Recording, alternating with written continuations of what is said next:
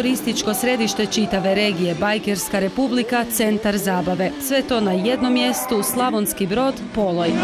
Mega Bajkers susreti ponovno su temperaturu u gradu na Savi digli za nekoliko stupnjeva. 9. izdanje događaja koji je davno prerastao okvire lokalnog. 9 godina možda nije puno, neki misle, ali održati ovakav nivo manifestacija kao što smo mi uspjeli sa Mega Bajker susretima je jako teško.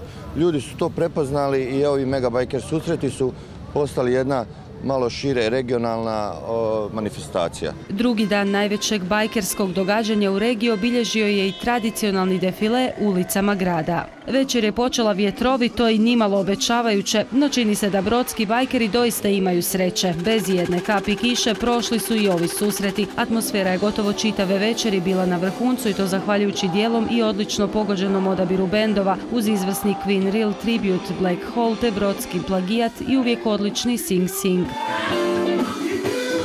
Divlje jagode bile su posebna glazbena poslastica. U Slavonski Brod vraćaju se redovito, pa su poziv za Mega Bajkers susrete prihvatili bez razmišljanja. Ono što je kod ovakvih skupova važno, bar po meni, to je da je možda su ovo jedina mjesta gdje je stvarno posjećano neko bratstvo i jedinstvo. Motoskupovi su jedina mjesta gdje nema nikakvih incidenata, gdje nema, jednostavno je jako dobro biti tu, biti dio ovoga svega.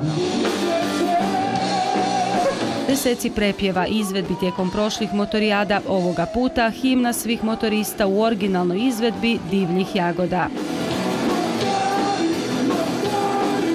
Spektakl motora i roka i ovoga je puta privukao na tisuće motorista, a do sinoć svoj su dolazak registrirali članovi više od 100 motoklubova. Vi Dalmatinci, Slavonci, stara priča, jedna duša nas dvoje, ja to uvijek govorim i to će uvijek biti. Jedini cilj je druženje, a ostalo je individua.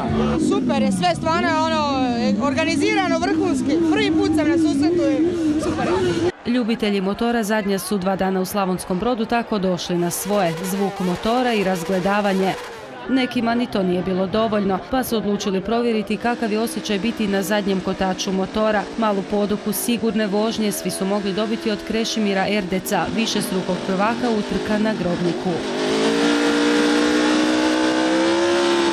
Dajem ljudima da pokušaju se dići na zadnji kotač, odnosno na siguran način da probaju voziti po zadnjem kotaču, što je san svakog motoriste. Tradicionalno motoklub nagradio je i novčanim nagradama i peharima pobjednike poslijepodnevne utrke ubrzanja. Na stotine motora, tisuće posjetitelja i gotovo bez i jednog incidenta, rezultat je to ponovno dobre organizacije i izvrsnog rada policije. I ovi su susreti nosili poruku svim motoristima, sigurnost prije svega. Sve što se događalo posljednja 2 dana najbolja su referenca za Mega Bajkers susrete 2013. Što drugo reći, dođite do godine, bit će nam još bolje.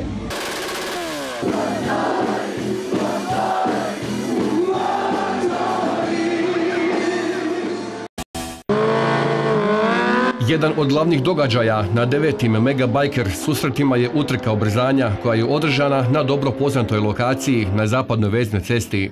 Ove godine se u 2 klase prijavilo ukupno 30 vozača.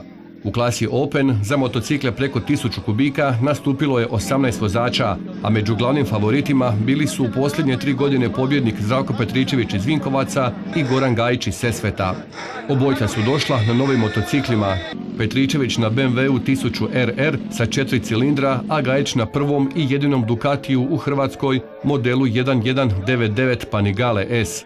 Kako se razvijala borba, tako su Petričević i Gajić redom pobjeđivali svoje protivnike. Tako su se očekivano u finalu našli upravo Petričević i Gajić, koji je bolje krenuo te je imao malu prednost, da bi na kraju za pola metra slavio svoj prvi naslov pobjednika u Slavonskom Brodu. Gajić je s izlaznom brzinom od 243 km/h postavio novi rekord staze, koji je do sada s brzinom od 241 držao pokojni Dragan Ljubinković iz Bijeljine. Pa 5. pokušaj dok smo se složili s motorom, evo. Malo je teško bilo, ali dobro. Sam sebe sam iznenadio. Ja mislim da sam sam sebe iznenadio. Malo sam se spojio sa motorom i izgleda da je to presudilo. Tek sam ga upoznao sad, valjda. Tako je Goran Gajić na novom Ducatiju prekinuo višegodišnju dominaciju Zdravka Petričevića, koji je fer i sportski boljem čestitao na pobjedi. Motor je posuđen, motor je prva liga. Gajs je bio bolji za pola metra, s tim da sam ja prošao s 10-15 na sat, znači zadnji ti metra. Ako on imao 243, ja sam imao 250, ali brže je imao vrijeme, bolje je odstarto i to je to. Motor je strašan, ja sam ga i nagovorio da vozi Ducatija. Neka, pobjedio je brži i svaka mu čast i to je moj prijatelj, tako da to je sve u obitelji. Osim dvoboja Petričevića i Gajića, bio je to dvoboj njemačkog BMW-a protiv talijanskog Ducatija, te je ovo po prvi put da pobjeda nije pripala japanskom proizvođaču motocikala. Hvala publici, hvala svim organizatorima jer smo i ovu 9. utrku odradili onako kako treba. Da, po prvi puta imamo u pobjedničkom krugu talijanski motor Ducati Panigale 1199. Znali smo da je brz, znali smo da ima veliku premoć, međutim znalo se isto tako da i BMW 1000 RR motor zadnje generacije. Japanski motori u ovom momentu kaskaju nešto sa snagom i još uvijek ne mogu parirati ovim motociklima ni Ducatiju, Panigaleu, ni BMW RR što se tiče krajnje brzine i ubrzanja. U klasi do 650 kubičnih centimetara prijavilo se 12 vozača, a najuspješniji bio je Zvonimir Kršlović iz Popovače, koji je na Yamahi R6 u finalu bio bolji od Brođanina Zdenka Hercega, koji je vozio Kawasaki 636.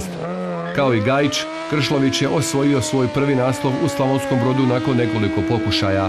Pa nakon 4. evo konačno, svaki put se nešto izdešavalo, loša sreća ili prestup ili u finalu pređem na lijevu stranu, a ostavim protivnika i evo, konačno se osmijehnulo.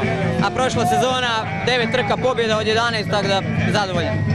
To mi je sad jedna od najslađih pobjeda, ali nikak uvijek tu, prva trka je uvijek tu, kiksam. Ali ove godine sam se pripremio konačno. Utrka ubrzanja i ove je godine okupila veliki broj gledatelja koji su u stankama svojim akrobacijama zabavljali Dejan Špoljar i Mateja Vlašić iz Yamaha kluba Hrvatska, a ovu utrku uljepšale su Anita Modrić, ovogodišnja mis Slavonije i Baranje, i mis publike hotela Art Ena Jovičić.